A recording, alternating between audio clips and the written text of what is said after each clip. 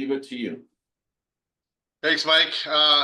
Yeah, Paul, I might lean on you a little bit here because when we're one scenario I came up with incentives wise, and I know as a mortgage broker that we can buy down the rates.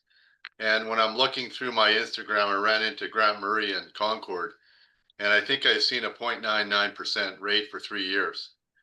So let me ask you a question to start off with just before going forward. Let's say I had a $500,000 mortgage, and my client, or say I had a $750,000 property, and my client wanted to buy a 3-year, $500,000 mortgage down and give you the money for it. So it's not out of your pocket. Would you be able to do that? If Yes. I gave you $20,000 cash, would you be able to accomplish that? Yeah, not so much through the broker channel. Lenders don't like to think about that, but at a branch level, you can prepay your interest and buy the rate down. Everyone's different, and it's on case by case. So yeah, the developer is just choosing not to drop the price, and just they'll have an exclusive with a lender in that project.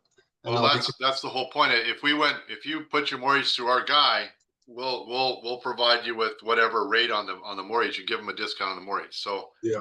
That's a discussion that will come up into the presentation, and that's something that you can have a discussion with Paul about and going forward on that one. But what I'm looking for is how to get these listings moving, and that was one of the solutions. I have a presentation here that I'm going to pull up, but for now we're going to go with that.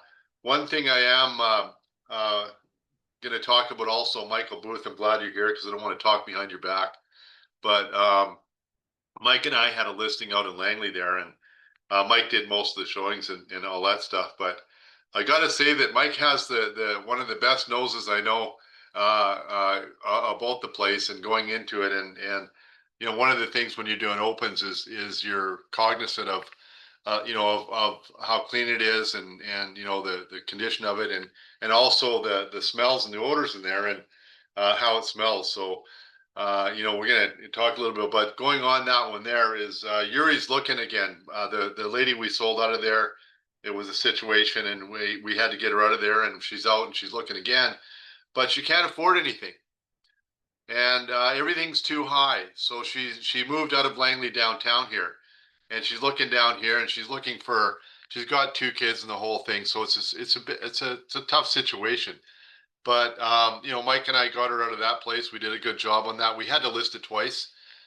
We had one time and she backed out, and then we had to, you know, relist it again, and we got it sold. So, but it was in rough shape, just to needless to say. And Mike was the glue man, and I was the WD-40 man, and we kind of were trying to patch it up and get it going and move it along. We did, but going forward. Like Paul says, you know, things are moving, but what I'm finding is what she wants in the area that she wants isn't enough. So what I've done is I've set up my parameters for my Paragon for the search. Pardon me. And it's going to go $100,000 higher. The search pattern is $100,000 higher than where she can afford. So what I've got to do is I'm looking for properties. And what I'm looking for is all the properties that she wants are out of her price range. But what I'm watching right now is days on market. So these properties that are, you know, 100,000 over, they're, you know, they're in the 950s. We need to get 850. I'm watching them for the days on market because they're going to get stale after a certain period of time. And you all know what happens when a property's been on 2 months. Mike, what do you do when you got a property on for 2 months? They drop the price. Nothing. Yeah, it's going to be, they're going to have to probably going to do the price. And if they do a good price change, I want to be in there before anybody else gets in there. So if they go right to 8, they probably won't go to 850, but they'll go to 9, and then they'll hold at 9 for a while. Then they'll go to 850 in a month or 2, 6 weeks down, or after Christmas or whatever it is. So it's a waiting game, and I'm waiting for these listings to kind of you know moderate and come out in price, and that's what's happening right now. So we're seeing a lot of that. So whether or not I can accomplish that is there. So there's two sides to this story here. The subject of the meeting is, you know, reviving stale listings and moving them from haunted to hot. And I'm using the Halloween thing here, so bear with me. This is all new.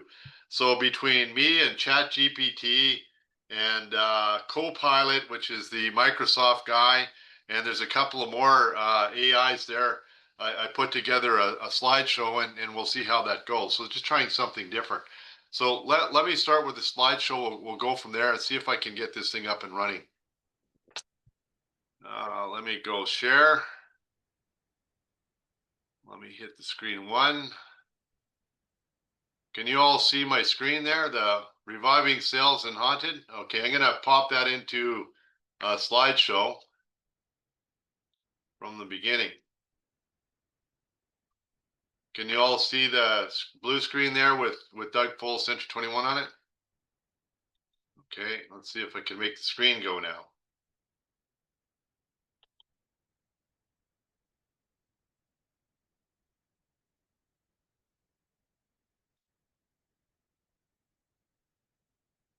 Okay, definition of stale listing. Stale listings are properties unsold for long periods, losing buyer interest and market momentum. We all know that graph. It's on Paragon, and even if you do your CME on Paragon, it shows you the graph where it peaks out at about 2 weeks is when you're going to get your most interest. If you haven't got the interest by then, the number of showings is going to wane, and it's going to go down from there. And after about a month, you're not seeing anything. We've all, you know, what do you do with these listings? You know, you're sitting there going to these open houses and nobody's showing up. So, you know, that's the challenge. And you know what I think on those ones there, and I think we're all spoiled. And what I mean by that is that we've been throwing these listings up and they've been gone. And they've been gone in 3 days, a week, 2 weeks, 3 weeks. If you had a listing, you know, a year ago for a month, it was a stale listing. Nowadays, you're kind of expecting 2 or 3 months for these listings to sell, and that's going to be kind of a thing. And I think we got to think of now is it's not you, it's me kind of thing. And what I mean by that is that we're all complacent. And maybe what we ought to be doing is rethinking our presentation and what we're doing on our side to, you know, present that property. We're all blaming the property. It's always the price. It's always that. It's always this and always that. Oh, it's the price. It's you know, well, when the going gets tough, the tough get going. And this is the time in the real estate cycle where the really good realtors are going to shine. And the reason they're shining is because they're doing more with their listings. They're doing more with poor listings than everybody else. They're marketing them better in a better way. They're not just throwing them up and letting them sit there and go stale.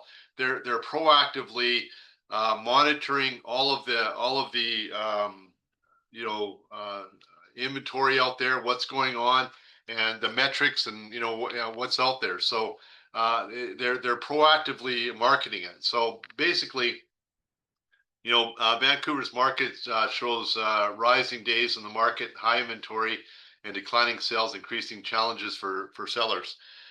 Revitalizing strategies using creative marketing, strategy pricing, and improved presentation can transform stale listings into in-demand properties.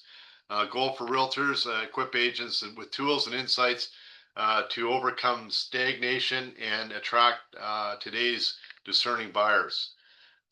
What is a stale listing? What is that? You know, how do I tell it's a stale listing? And as I said, back in the day, if it didn't sell in a week, you had a stale listing. That's not the case anymore. So based on the stats coming out of real estate board there, average days on market for detached homes is 35 to 40 days, for townhomes 28 to 30 days, and for condos 30 to 35 days. So if you got a listing that's been on there for more than a month, now you got about thinking about, you probably got a stale listings, you know, and you're gonna feel it. You know it right away. You're not getting any calls, you're not even getting any inquiries, nothing's happening to it. It's time to revitalize it and kind of make it good again. And this is what we're going to be talking about. How do we revitalize a stale listing? How do you make it new again? And we all know the basic tricks. but we're going to take a step deeper into this thing and look back towards ourselves. What can we do to make this thing happen rather than lay it all on the seller and, oh, you got to paint it, you got to do this and all that. Now, those are all good and valid reasons, but we all know that if you go in there and tell them to renovate the place and paint it and all this stuff, it probably isn't going to happen. And Mike and I knew that. We had a single lady that was, 2 kids and all that. She thought, you're not going to go in there and paint the place and all that stuff. It's not going to happen. So we had to live with it and work with it, and we did, and move on. So you want to kind of get on top of these metrics and make sure that you're watching about it, what's going on. Common causes, of course, overpricing. That's the easy answer, though, guys. That's the easy answer. Hey, reduce the price, we'll get it sold for you. And yeah, that's a good thing. But what if they have a mortgage on the place? What if they're tight on their finances? They can't afford to take a loss on it because some of these places are going to be in a loss situation or close to it, or going forward, they're not going to be able to buy the new place. Now, there's probably going to be some kind of a compromise between adjusting the price and doing other things that you can to make the listing more attractive and garner more more eyeballs on it and going forward. So poor property presentation, outdated interiors, cluttered spaces can discourage potential buyers from considering a listing. That's very apparent. If people are living in the place or you have a tenant in it, it could be problematic because you can't make it look as good as it could look, and that's could be an issue. Weak marketing efforts. Well, this is probably where I think we all could pick our socks up there and move on a little bit better. We could always do better on our marketing. Try a little harder, go to different venues, so on and so forth. We'll talk a little bit more about that in detail. But low quality photos, that's an easy one. That's low hanging fruit.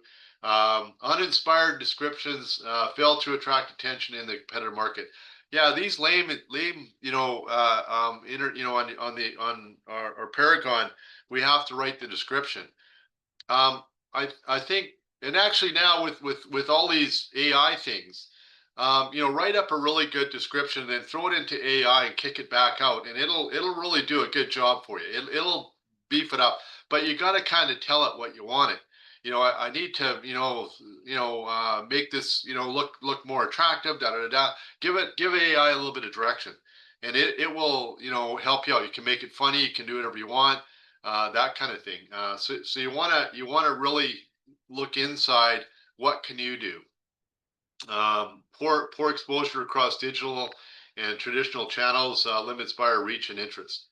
That's if you're selling in Richmond, you may want to advertise in some of the Richmond newspapers out there. I can't remember which one I used to work for. I used to work in their shop there. It was Asian paper, but everybody read it out there, and that's, you got to get some help from somebody in the office or somebody outside the office that can help you put it in Mandarin or Cantonese, whatever it is that you want to put it in, and send it into the newspaper and go to the newspaper ad or whatever website's going on. But and you can go to Indian newspapers in Surrey area, whatever it is, but go with the flow. Wherever you're at, whatever area you're in, maybe look at doing different advertising in different languages, and use the people in the office to help do that in different languages and find out what the going channel is for these different newspapers, and try newspapers. There used to be the Real Estate Weekly. That's no more. I think that went out of business. I don't know. It was on Grandview Highway Grandview Highway and out there, and I think they went out of business. But we always used to buy our ads in there, and then I'd buy in Richmond, and I'd have them do the translation to Mandarin, and I'd have these advertised all over. But I had to team up with another realtor that spoke Mandarin so they could answer those questions and those queries coming in. So we have a very diverse office, and it's important for us to work as a team when we're dealing with these kind of things. We need Mandarin speaking people. We need, Farsi speaking people. We need, all the different languages, Punjabi, Indian, all the whole thing. So we have them in the office. So reach out to them and say, have a conversation, buy them a coffee. If it's Richmond and you're not that the area, talk to somebody that's good out there that works out there. If it's Surrey, talk to somebody working out there. If it's Langley, talk to Mike. He's great. I mean, I always send everything out to him, and that's why I coalesce with him. He's a great guy out in Langley area, and he knows the area. He knows what's happening. I can call him up and ask him what's going on with the market. Why am I not selling? He'll tell me right now what's going on. He lives out there. He breathes out there. He works out there. He knows all of the new areas, all the new developments, and all that kind of thing. And he can put his thumb right on it and give you the word on it. So, reach out to fellow realtors in the area that work in it. Going on here. I just finished this 5 minutes ago, so bear with me. Oh, no, went too far. I think I skipped this thing. I don't know if I can go back here. First of all, we kind of talked about the description and how to do that. One of the things along that you can do at your desk without costing any money at all is upgrade that description. And I'm gonna summarize this later on. But one of the things that I like doing with condos is, first of all, when I meet with the owner, I ask them, what do you like about your place? And I ask them also, what don't you like about your place? What are the pros and cons about this? And the one is out in Port Moody there. Oh, we're right near Beer Alley, whatever that. All the pubs are right there. They have about 4 new pubs in Port Moody out there, and they're right. They could walk down to the row. What was it called? Brewery Row, I think it was called, in Port Moody.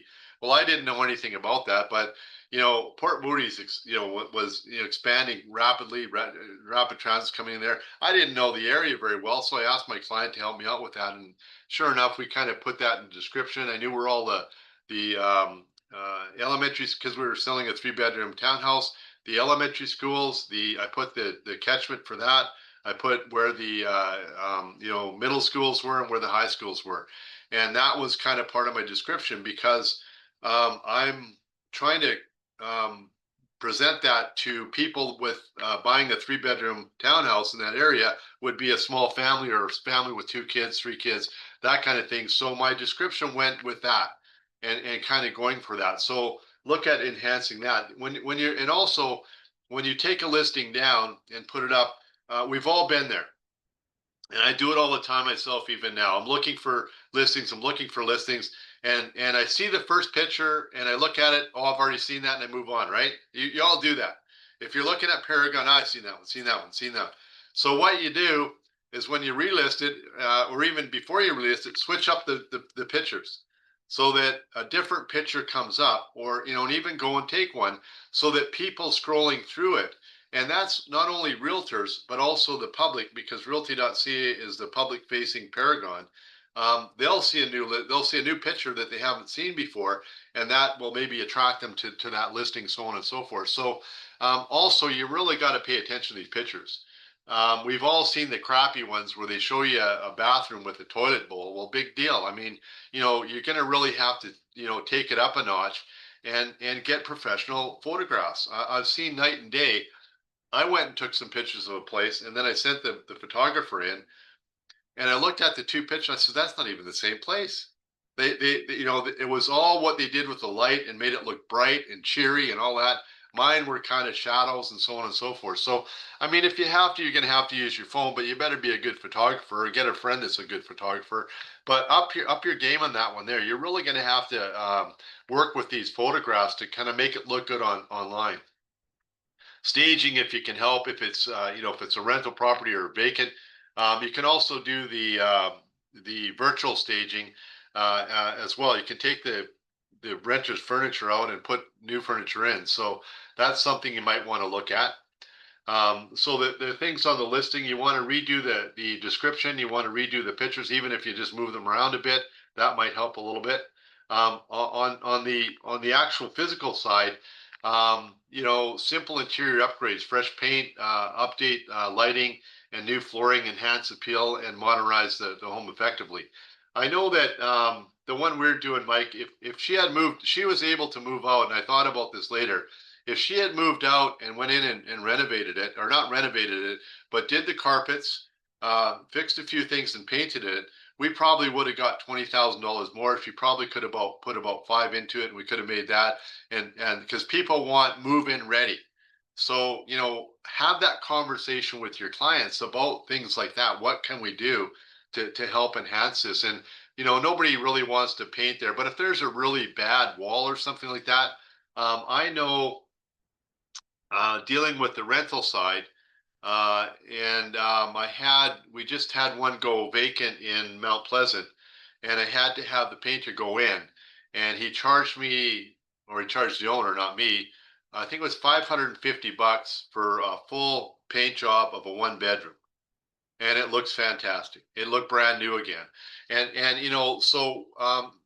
present that to your client. We have names. All of our property managers, talk to them, and go on WhatsApp, whatever, and get some names of painters and cleaners and so on and so forth. And by the way, the one thing that we did also, Mike, what we might have done there, instead of sending the cleaner at the end of the day, we should have sent him right away, and do the cleaner first, and then the place is sparkling clean. So things like that. But we have contacts to all of those different things to do on. So make sure you make a list of that, and have that conversation with your client going forward. Simple interior upgrades, update lighting. I updated lighting. I did those what's that called, hue lighting, with the different colors and stuff. You can a couple of light bulbs, and you got a new lamp. So you can change the mood of that one there. uh well, new flooring is great. I mean, if you can do that, that's pretty big. But new carpet for a living room or something, that isn't all that much. It's not that big of a deal, and that might be something that you can do to kind of do it. You can absolutely do the decluttering and cleaning, and that's where you can help your client out. Depending on who they are, they can do it themselves. Carpet cleaning, create spacious signals. Property maintenance to buyers, increase through enhancement, investing in upgrades, staging. The one thing I did on one property I had was I went out back, and oh man, his yard was a mess. He had gravel in there. He had wood that he was working on and different things like that. And when I went around back, the whole back siding was all dirty from, it was a northern facing. It was kind of, mossy, growing on it. And it was just, rain and all that had made it all kind of nasty. And what I did is, when I got the pictures, I had the photographer, clean up the back of the building on the pictures on the back of the unit virtually, and so that it looked like it was nice and clean and all done. And as a matter of fact, the guy was a really good guy. He's a really good client. And what he did is, he went back there and he cleaned all that up, and he power washed all of the back of the building. But even in the meantime, we did it virtually. So even something like that can help out. The other thing is, when you're looking at driveways and things like that, you can power wash those. That's a pretty easy thing. You can go to Home Depot and rent one of those things, go out there, do things like that. So these are all suggestions you want to make. Now, initially, you want to make them up front, because it's going to come up to pricing, is going to be the big one. And the thing that you ought to be doing is having these kind of conversations up front with your client, and pre-positioning yourself for these price changes and what you're going to do in your marketing strategy. So this is when a good realtor, are going to shine going forward. Um, Landscaping enhancement, planting flowers, maintaining the lawn, significantly improve the appeal to the attractive buyers. Entryway improvements, fresh paint, doors, new house numbers, inviting doormats, add charm and create welcoming entrance. Cleaning and maintenance, power washing driveways, walkways, removes grime, enhancing the interior's home appearance. Seasonal touches like pumpkins and warm lighting create cozy, inviting for buyers. Marketing strategies. We talked about a little bit about this already. High quality photography captures buyers' attention, and properties affecting the lawn. And that's even for apartments, guys. You got a 1 bedroom, get it done professionally. I know that for a fact. It makes night and day on that one there. And we got to turn the recording off for this, Mike. But on my renter, I'm just kidding you. For the renter I did there, the place was empty, and the photos that he sent me were awful. And it's a rental, so I'm not gonna, well, tenant placement. We're not gonna get nothing out of this. I'm not gonna spend $500 to make 1,000 kind of thing.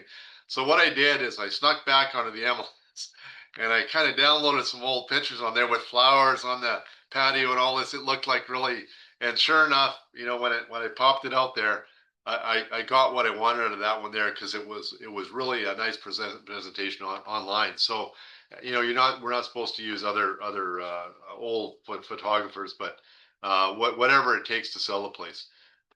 Innovative visual technique, use lifestyle shots, twilight. This is a good one too. Twilight photos and drone footage if you can. We had an apartment. It was a penthouse out in Coquitlam that I wanted.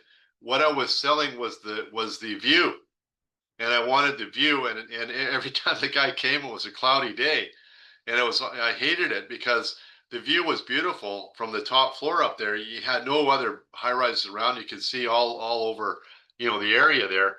And so what he did is he got online, he took all the pictures, but he had some kind of a thing that turned the sky blue, and it really looked nice. So it made it look, the pictures outside the window, like a nice blue sky day instead of gray days that when he came.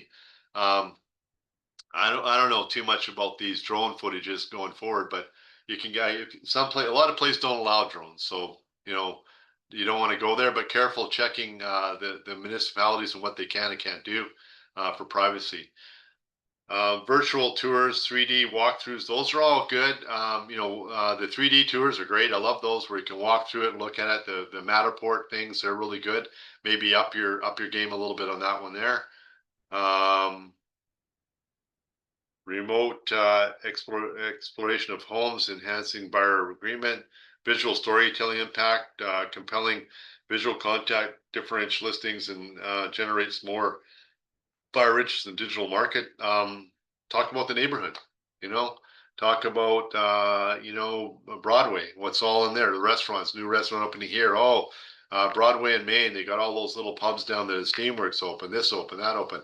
Get into that a little bit. I don't know what's going on in what's happening, in Langley, that kind of thing. But Mike, your area well, and talk about the good schools, all that stuff there. What's happening there?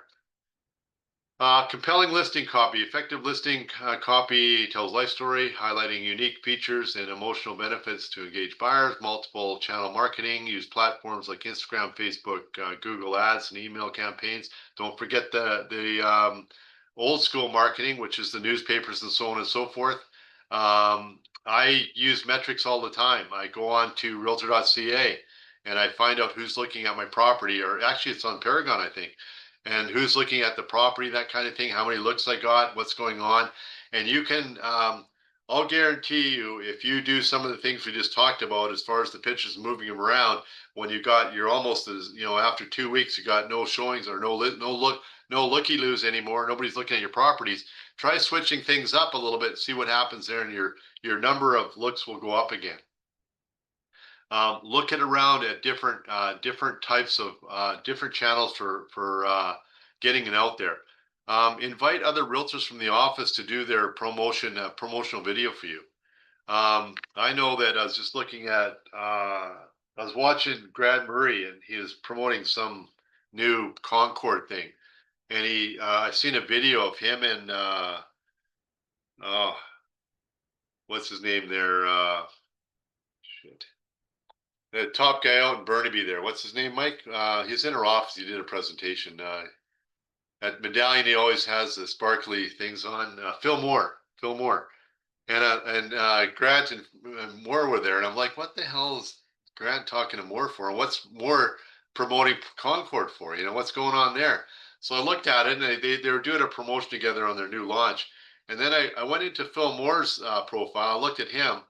And well, he has 100,000 followers. So now I know why Grant was after him to, come out with them, because all of a sudden, Concord got 100,000 more viewers on their project. Now that's not going to be us.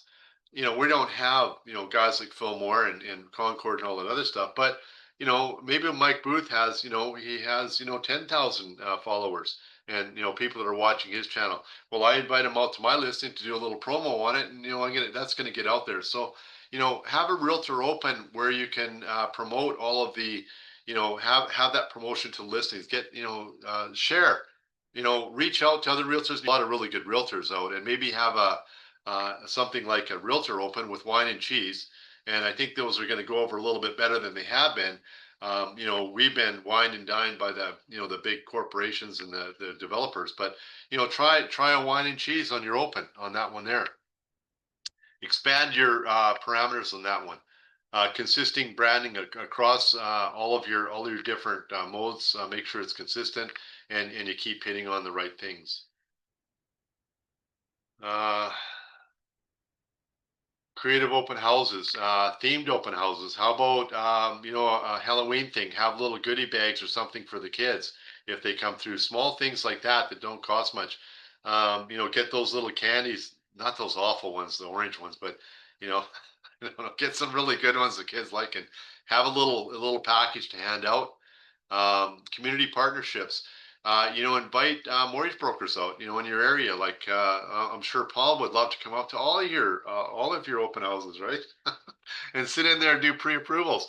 Well, guys, back in the day, we used to do that. I used to go to the realtors opens as a mortgage broker, and we'd, pardon me, we'd put a sign out, pre-approvals on site. And we'd get a little box, and we'd put your card in or your name in for a draw. And we'd have, after all open houses were finished, we'd have a draw for an iPad or an iPod or whatever it was at the time, have something that, an incentive for them to put their name there. And you're going to collect the names of not only the realtors, but maybe anybody that's on, not represented, and you can pick up some buyers there. So that's good too. Doug, if I can just add something Sure. to that. Yeah, open houses are fun. I try and attend them when I can, preferably when it's a busy market. There's really good opportunity to support realtors, and I do have a good time with it.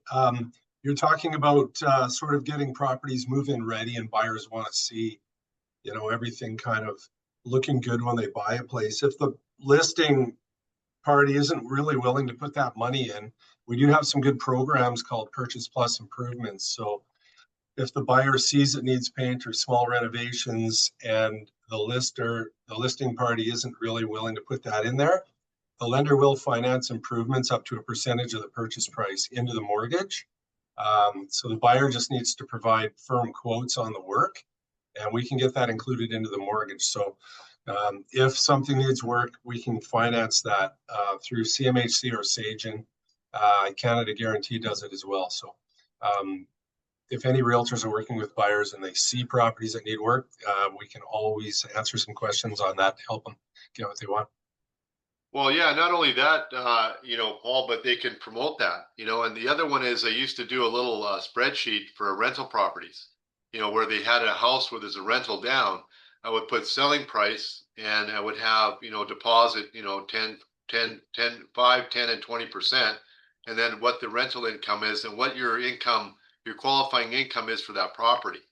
And I used to give that to all the realtors. So if Mike was going out to do a house, I would do a feature sheet for him, and it would have all of the numbers on it for how much you needed to qualify, what your monthly payment would be, what your rental income was, and I would do the spreadsheet for you, and I would give that with Mike's name on it, and you can ask for one of those, something like that, or just saying, look, this comes with purchase price improvement, approved mortgage or something to that effect. So talk to Paul and work something out. But that's what I mean by partnering with this kind of thing, and do maybe in your presentation on your listing, put something like that. I noticed that some of our realtors are doing that now. Okay, this property is selling for $750,000. Your income you need 20% down, which is going to be, I don't know, 20% is what, 150,000. Your monthly payment's going to be 5,000 a month. Your income required for that is 120,000 a year, and that's what they're promoting. They're promoting the sizzle, not the steak, and they're saying what you need to get into that. And the question is, how much you paying for rent right now? Okay, well, I can get you into this for, another 1,000 more and you own your place. What's going on there? So you're going to have to kind of move things around a little bit and, make your presentation a little bit different, which comes to the presentation. And that means that when in the old days, not the old days, 2 years ago, houses sold themselves. And you could throw anything up there and it doesn't matter what it looked like. It would sell. People were there was like hotcakes. They just couldn't get enough of it. And they're buying, buying, buying. You get multiple offers on a crappy property. That's not happening anymore. You have to sell the property. And that's, again, it goes back to when the going gets tough, the tough get going. And you should be at your open houses and you should be selling the property. And what I always did, and I always knew a really good realtor, is because if you have somebody from out of area, they would show them around, and as they showed them around the house, they would talk about all of the selling points of the neighborhood and the schools and all. I don't know anything about that area. I'm out in Langley there. What do I know about schools? When Mike's doing his open house, he would, he'd ask, "Hey, Doug, do you want me to kind of show you?" "Yeah, Mike, go ahead. I don't, tell us about the area. I don't know anything about it." And a good realtor will talk about all that stuff. And even when you have a showing, and that's what I loved about Mike, is when he was doing Langley, I couldn't make it out there for a showing. Mike would do all the showings, and he was there personally to sell the property. And that's important, because the good things and the bad things about the property. And now we're going to have to do a little bit more for a little bit less, and that means showing up for your showings and showing up for all your. And you're going to have other people doing it, but make sure that if somebody else is going to be doing your open, that they know what they're talking about and they know all those things, and maybe have a meeting with them and a coffee and go over all the good, the bad, and the ugly about these units, these properties, because you want to express them, and talk about, financing and what's going on, and to mention Paul, and, take a bunch of Paul's cards, and you should have them at your open, and they should be there. I'm sure Paul would give you those little card holders and a bunch of cards to put at your open house and say, "Look, call this fella here. He can help you with purchase brush improvements. I know it needs carpets. I know it needs a new kitchen. I know it needs a new bathroom, but hey, we can get this done for you. This fella will do a purchase plus improvements for you, even if you only got 5% down." And that's the kind of sales you got to kind of work with. Remove those obstacles going forward from what they can see. It's affordable, but it's a mess. So you can get in here and renovate it. And that's really what you got to sell on that one there. Pricing strategies, comparative market analysis, conducting CMAs, help set up a comparative thing. Well, what you might want to do, and I got, make sure you have a CMA right there with your open house. And what I used to do is I used to tape it to the counter so that even when I'm doing a showing, all of this sold in that area for that unit kind of thing. So make sure you're working with that and you're kind of putting that information out there. Price reset with urgency, implementing price resets alongside urgent messaging re-engages buyers who previously ignored the property. Well, you're going to have to do a full package. I would change the pictures up. I'd change the description up when I do a price change, and I'd change the whole thing up so it looks like a whole new listing, including the price. So careful about that. Buyer incentives, we talked about that, offering incentives like home warranties. Paul, you know these home warranties, who is it that was doing it? Who's doing the first financial first?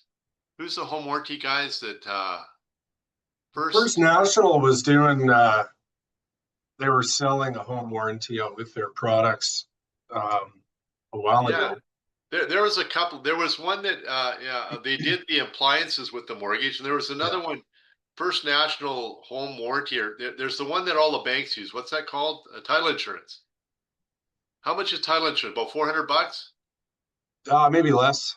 Yeah. So you can offer, closing costs with your, in your thing. Seller's going to cover closing costs and home warranty, or what's it called? Title insurance.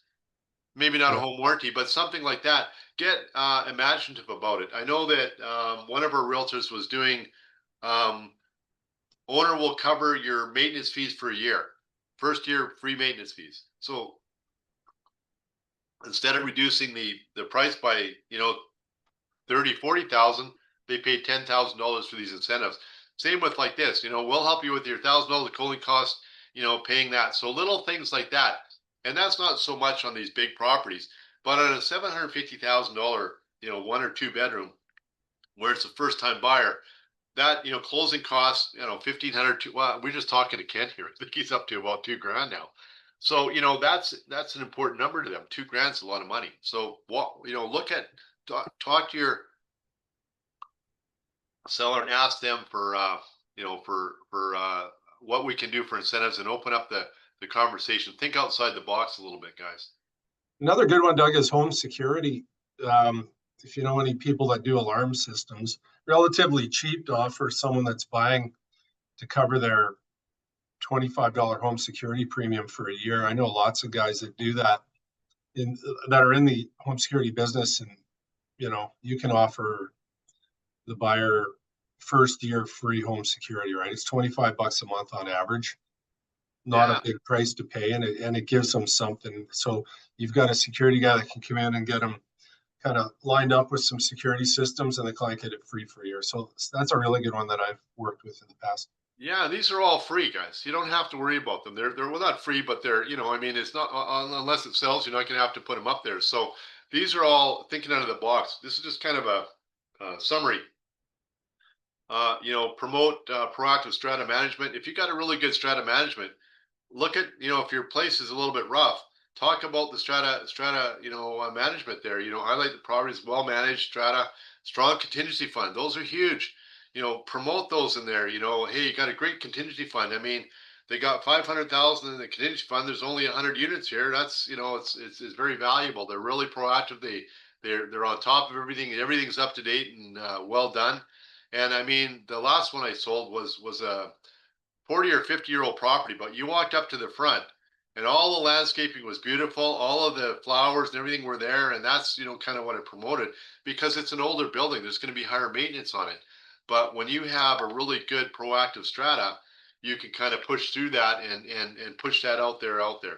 Host your own open houses, and, take charge of them, arrive early, turn on all the lights. Check for orders, like Mike and I, we're talking about. Create a welcoming atmosphere. Um, I think I went to one of our I think Gavin can relate to this. I went to one of our open houses there, and I what I did is I found that, and it actually Mike and I was the same. I found that people were it was a townhouse and they're all lined up. People were coming into the garage of the other place. So I opened our garage and put my open house signs down there in the garage. And I kind of, made it a little more easy for them to come in and see ours, because a lot of them, a lot of people, for whatever reason, will see one open house, but not necessarily the other one online. But if you're there, they'll go and see it. So make sure you're kind of making the place easy to see, and go out there and steal other realtors' open houses people and get them into yours. I love doing that when I can, scam somebody off and get them off. So think about how you're organizing things. Get there a little early. Bring some cookie dough, throw it in the oven. Even if it's only one cookie, who cares? It'll change the smell of the place. I mean, I tried putting cinnamon on the burner, see if that worked. That wasn't so good. I think, next time I'll probably bring one of those Pillsbury dough things and throw them in the oven and leave the cookies for the owner, and they'll love me, and at least I get a nice smell there. So something like that, if you got orders in the place, do whatever you can to it. Those are cheap, easy to go. Be present at all showings. We talked about that. Engage buyers, realtors, ask me and guide them through. We talked about that. I always share the strata documents whether they ask for them or not. So if you came through and you left your card with me, I'll send you a copy of the strata docs if I have them. Hey, it was great having you, Mike. Loved you coming through. By the way, I've just included strata docs. It's a great, proactive strata. Have a look. If you have any questions, give me a call. And that's the end of it, right? So you're going to have to work a little harder, send out a little bit more, but hopefully that'll pay off on a listing like that, on a stale listing. Days in market. You want to track everything now and make sure that you're following up on what's happening there. If you change everything, look at your realtor.ca. Are you getting any more hits on that thing? That kind of thing. Find out where your action's coming from. I was surprised. I paid for all of this advertising for this rental property I was doing, and it came from Facebook Marketplace. I didn't pay anything for that, but I had paid live.ca and all these other guys. And I was asking everybody who came through, where did you get? Well, it usually was an email so I could track it. So start tracking where you're getting your leverage from and where these people are coming from, and maybe push more emphasis in your marketing onto wherever you're getting that there. Closing costs, buyer incentives, return on investment. If it's a rental property, do a spreadsheet on it. The whole thing. What that can be on that one there, and you can ask Paul for help on that and get that done. Real world success. A condos price combined with the buyer's incentives result in multiple offers shortly after relisting. Professional staging. We all know is kind of expensive, but you can do it. Ask other realtors. I know that some of these guys have. Derek Leon has a garage full of furniture. If you don't have that, maybe you can ask him if he can help you out and borrow some stuff or rent some stuff off him cheap. I'm sure he'd help you out with that. There's a couple other people that have that too. So check out for you can maybe start doing it yourself or get some help from other realtors in the office. Professional photography, it goes without saying, just do it. Experimental open house, themed open house. Good one is Halloween now. See what you can do with that one there.